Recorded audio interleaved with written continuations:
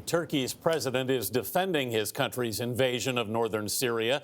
In a Wall Street Journal op-ed, President Erdogan says the operation aims to address the refugee crisis, saying, quote, the international community should either join our efforts or begin admitting refugees. Charlie D'Agata is in Dohuk, Iraq, near the border with Syria. President Erdogan has actually doubled down on the offensive, saying that his forces are going to see this through to the end, despite growing international pressure to bring the fighting to an end. It may be hard to hear President Trump's demands for a ceasefire over the deafening overnight explosions on the battlefields of northern Syria. If anything, Turkey has stepped up its military campaign in a land grab as Syrian regime forces race to retake key Kurdish cities.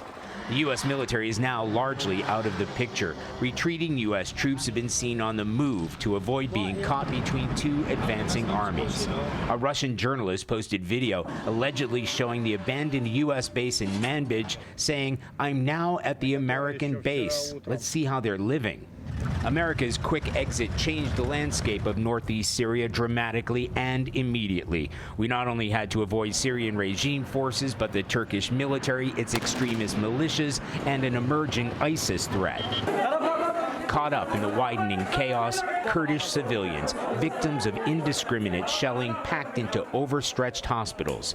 We've witnessed how under-resourced these facilities are. One surgeon told us they're desperate for medicine and equipment and on the verge of collapse. UN estimates of people displaced by the fighting keeps climbing. It's now 160,000. Defending the offensive in the Wall Street Journal, Turkish President Erdogan said his country had reached its limit dealing with 3.6 million refugees from the Syrian conflict. Turkey also views Syrian Kurdish fighters as terrorists that must be eradicated, forces who were once America's most loyal ally in the fight against ISIS. Now, we've been in touch with Kurdish commanders this morning who tell us that the U.S. military in Kobani have actually asked for their protection to keep Syrian regime forces out of that area so they're able to withdraw safely.